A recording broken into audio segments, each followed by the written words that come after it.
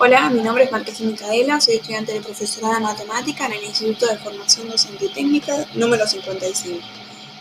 En este video voy a hablar sobre la educación entre los años 1930 hasta la actualidad. Este video lo realizo para la materia Historia Política de la Educación Argentina, de segundo año del profesorado de matemática. 3 factores claves para entender este video va a ser tener en cuenta el rol del Estado en los cambios educativos, la Ley Federal de Educación y la Ley Nacional de Educación 26.206.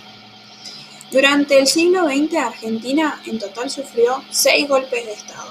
Cada uno influyó en distintas medidas sobre la educación. Recordemos que en el año 1930, Argentina se ve afectada por el primer golpe. En este se incorpora lo militar en todos los ámbitos de la vida cotidiana. En la educación, por ejemplo, se empezó a utilizar el libro azul y blanco para fomentar lo moral en los niños. Hasta el año 1943, el presidente fue el conservador Ramón Castillo. Tomó su lugar Pedro Pablo Ramírez, un militar que gobernó hasta el año 1944. Dentro del grupo se destacó el coronel Juan Domingo Perón, que quería generar políticas tendientes a mejorar la legislación laboral, social, agregar vacaciones pagas, jubilaciones, etc. En el año 1945 encarcelan a Juan Domingo Perón, quien era parte de este mismo grupo, y fue liberado el 17 de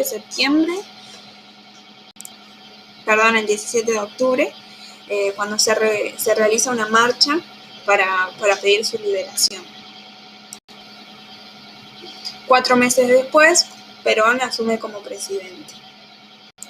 Durante este periodo empieza a valorizarse la infancia y se empieza a decir que los niños eran el futuro, entonces tenían que tener un buen ambiente donde crecer. La madre y el Estado debían ser los encargados de generar ese buen ambiente y ese bienestar para los niños, que eran el futuro sin duda. Los trabajadores en este periodo también adquirieron muchos beneficios que hasta entonces no habían sido tenidos en cuenta o no querían ser tenidos en cuenta. Y además se ponen en el centro de la escena. En 1949 surge el mecanismo de discriminación hacia los alumnos en las escuelas, separando a los buenos alumnos de los malos alumnos, que serían los inadaptados. El gobierno trata de erradicar esta cuestión, aunque no lo puede lograr del todo. En el año 1952 se produce la reforma de educación laboral como periodo de planificación centralizada para el desarrollo nacional. En el año 1954 ocurre algo muy importante para la educación, y es que se suprime la enseñanza religiosa en las escuelas estatales. Esta ya no debía ser obligatoria y había escuelas religiosas, pero las estatales eran laicas. Sin lugar a dudas, la vida de los trabajadores se vio beneficiada. Se amplió el consumo, se aumentaron los derechos sociales y se extendió la matrícula educativa de la enseñanza técnica, y los maestros participaron en su calidad de trabajo. En el año 1955 ocurre el tercer golpe de Estado. Perón, quien gobernaba su segunda presidencia, tuvo que aislarse. El golpe lo comandaba Aramburu, y la Marina, representada por Rojas y Sáenz. Trataban de erradicar el peronismo y se lo denominó Revolución Libertadora. En el año 1958 llega al poder el líder de la Unión Cívica Radical, Arturo Frondizi, después de que se aliara con Perón. En este mismo año se impulsó la ley dominguera, Esta ley dividía a los que creían en la Iglesia y a los que no. Bueno, pasaron muchas cosas, se sancionó el estatuto docente, que ponía bajo tutela los derechos de los trabajadores. Su política exterior y el triunfo del peronismo en el año 1962 hace que se cree una nueva dictadura militar. Se suponía que esta dictadura era para salvar la institucionalidad. Aquí asume el poder Arturo Illia y el 28 de junio asume el poder Juan Carlos Ondaña. A esto se lo denominó Revolución Argentina. Con esta revolución se prohíbe la actividad gremial, las actividades científicas, las modalidades pedagógicas democráticas y se reprime además a los docentes. En este golpe surge como un golpe interno que debilitó a esta dictadura. Los estudiantes se movilizaron y hicieron poco a poco que se vaya debilitando desde adentro. Es en este momento además que crece la privatización de las escuelas y aumentan las matrículas privadas. En el año 1971 Perón regresa a Argentina gracias al GAN, GNA, que es el Gran Acuerdo Nacional. Entre los años 1973 y 1976 gobiernan 4 presidentes peronistas, entre ellos Cámpora, Lastrari, Perón e Isabel Perón. Intentaron traer cuestiones del primer mandato a este gobierno. Bien, en el año 1976 llega a la Argentina la última dictadura del siglo XX. Esta va a durar hasta el año 1983.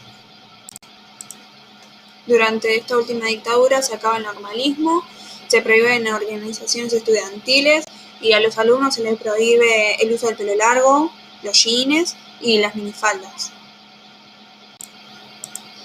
En el año 1978 se dictan instrucciones para controlar las ideas y opiniones de los alumnos y además la de los docentes.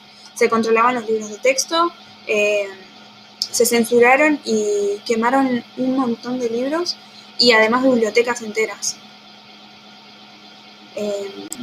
También se censuraron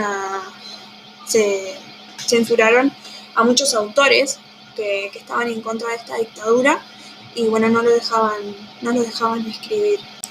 Aparece de nuevo la repitencia, el abandono de la escuela y el analfabetismo. En el año 1983, después de casi 20 años, vuelve el radicalismo al poder.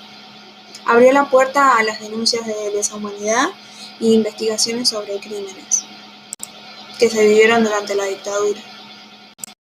En el año 1984, el Congreso Pedagógico Nacional analizó el sistema educativo y dijo que había drásticas diferencias. Eso hace que Alfonsín renuncie antes de tiempo. En el año 1989 asume el poder Carlos Menem. Hay estabilidad democrática, pero se precarizó el trabajo, el porcentaje de pobreza alcanzó el 47% y los programas que estableció el Estado se vinieron abajo. En el año 1990 hubo muchos avances sobre los derechos del niño, pero seguía existiendo una brecha de desigualdad tremenda en niños de la misma generación. En el año 1991, por primera vez, se considera al niño como un sujeto de derecho. Algo muy importante fue lo que ocurrió en el año 1993, que se sancionó la Ley Federal de Educación 24.195. Esta modificó la estructura del sistema educativo en su conjunto. Aquí la educación dejó de ser un derecho que el Estado debía ofrecer a un servicio de consumo. Acá se amplió la obligatoriedad hasta los 10 años y se dividió el sistema en 5 niveles, como se ve en la imagen. El primer nivel, que sería nivel inicial, que va desde los 3 años hasta los 5, el EGB, que es de los 9 años, el polimodal, de hasta 3 años como mínimo, la educación superior, que es la formación profesional, y la educación cuaterniana, que sería la capacitación a profesionales. Esta ley entonces regulaba el derecho a enseñar y aprender, pero fue derrocada en el año 2006, cuando surge la Ley de Educación Nacional 26.206. Esta nueva ley asegura la educación de calidad con igualdad de oportunidades y posibilidades para todos los niños de la nación. Y aparte se constituye una política de Estado. La ley tiene como argumento contribuir al proceso de recuperación de la educación, más que nada para la construcción de una sociedad más justa. Se intentan resolver los problemas de desigualdad y se plantea que es para todos los habitantes. Nosotros podemos ver que en la actualidad no es tan así, porque no todos tienen las mismas oportunidades y no están en el mismo nivel económico para afrontar una buena educación. Y vemos ahora con la pandemia también que esta brecha de desigualdad es muy amplia. Esta ley plantea muchas cosas lindas, pero que cuando las llevamos a la realidad no son tan así y no pueden ser para todos los mismos derechos. Así que bueno, trae un montón de cosas nuevas, pero que hay que tratar de llevarlo a la realidad y tratar de que esta educación sí sea para todos y no excluir a los que por cuestiones económicas no llegan a realizarlo, ¿no? Así que bueno, acá entonces se vio los procesos y pudimos observar qué influencia tuvieron las dictaduras sobre nuestra educación, y que fue un camino muy largo, pero que todavía falta mejorar un montón de cuestiones y bueno, todos juntos tenemos que poner nuestro montoncito de arena para que la educación sea para todos y de calidad.